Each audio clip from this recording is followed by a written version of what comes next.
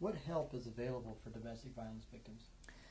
Lots of help, but it's often a catch-22 in the sense that she's going to have to make really hard decisions, which nobody really should have to make.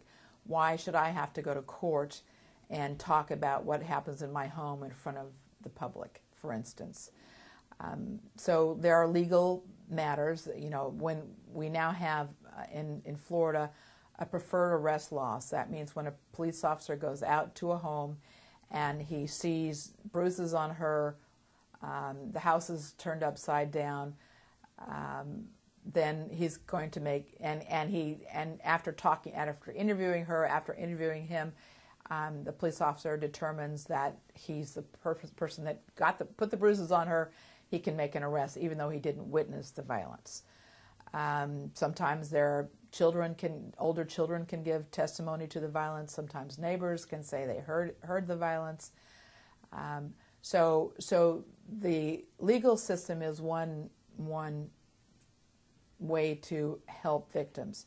That's the criminal legal system I just described. There's also the civil legal system, and she can go and file in Florida, an injunction for protection. That's known as a restraining order in other states. But that's a civil order that will keep him away, move him out of the house, and she can get that a temporary injunction, and then within 15 days can return to court, and that maybe, in Florida, that can be an indefinite length of time, extended forever, depending upon what the judge wants to do, what the judge believes, and what she and he say to the judge. In addition to the legal situations, we've worked very hard in the community to educate many individuals about domestic violence. So in many times, if she goes to the doctor with injuries, he's been trained now to ask her, so how did you get those injuries? What happened? Tell me about them. And then he has some resources to then give to her, usually referring her to a program like CASA or some other domestic violence program in the area. You know, we've done a whole campaign on educating hairdressers about the signs of domestic violence, because we sort of thought about, you know, who out there does a woman have contact with, and repeated contact over a period of time? Well, of course, a hairdresser. And who would notice injuries to the head, injuries to the face, and just general injuries, because hairdressers, you spend a lot of time, you know, and some women spend a lot of time with a hairdresser. We also, there are the domestic violence programs. Every major community and many small communities have a domestic violence center in Florida. There are 42 of us. We cover the whole state, and CASA covers half of Pinellas County, because we have a sister program in the north part of our county, because we are the most densely populated county in the state.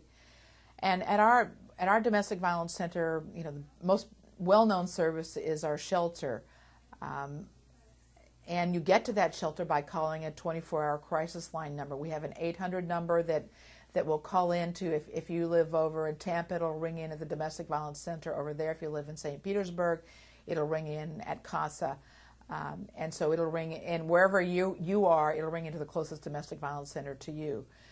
And once you call that crisis line number, we're going to offer you a full array of services. We'll talk to you about your legal rights and responsibilities and privileges. We'll talk to you about shelter, and we're going to make a safety plan with you. We're going to talk to you about our outreach support groups that we may offer. We'll talk to you about counseling that we offer. We'll talk to you about we might talk to you about prevention programs. So we have a number of other, we have a part-time attorney in our staff, so we might be able to help you with a legal problem. So there's a range of services. The services that we don't offer, we are unable to offer, is we can't give you an indefinite amount of money to go out and make the kind of economic decisions that you might have to make, moving out of your house, taking your children with you, where will you go, where will you stay. We can offer you shelter for 45 days. We can offer you transitional housing after that for up to 2 years if we have space. but we can't offer you a job. We can't offer you an income. You're going to have to find your own job. You're going to have to find your own income. We can help you with referrals. We work with employers. We do as much. We advocate for if you're eligible for certain benefits. We're going to advocate for you. We're going to work with you. We're going to help you get everything that you can, and we'll advocate for you in the legal system. But you're going to have to. I mean, part of our philosophy is that battered women aren't sick. They're not crazy. They are just like you or me. Just like they got mugged on the street. Only they got mugged by somebody that said they loved them in their home.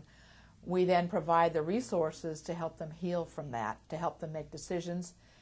The decisions are not always good. They're not always easy, to decide what you're going to do after that. The children might need their father. You may feel they need their father. You may need the income that the other individual provides. You may need the housing that the other individual provides. You may, you've built a life together, and it's not easy to just. Battered women don't wake up one day and say, I think I'm going to go get a divorce.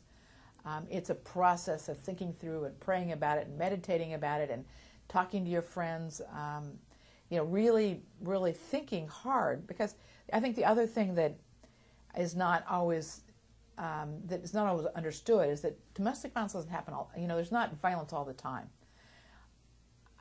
No woman is going to date somebody and go out with him and the first date and get beat up and never date him again. So it's something that happens slowly, subtly, over time, and there are great times. You might get beaten today, and tomorrow we go on a nice family picnic. It's sort of intermittently reinforced, and so it's confusing. We have a great day, it's a fun time, the kids have a great time, and then I come home that night, and the batterer says to me that you looked at somebody during the day, and why did you do that, and how come you said that, and then I get beaten. But we had a great day. So it's very confusing for a victim, and as good human beings, we feel like we hold on to the good things and we try to let go of the bad things, and so again, it's hard and it takes time to make a decision. Some people say it takes a survivor of domestic violence 5 to 7 times of leaving and coming back and leaving and coming out before she can finally leave, because again, it's confusing. When you leave, he promises the world. When you come back, he promises he'll change. He'll go to church, he'll go to or go to synagogue, or he'll go to the mosque, or he'll go to counseling, or he'll be nice to your mother, or whatever it is that has become an issue for you. He'll change, and he may in many cases believe he will change. But when he decides he wants something, he then goes back to the tools that he has, one of which is violence.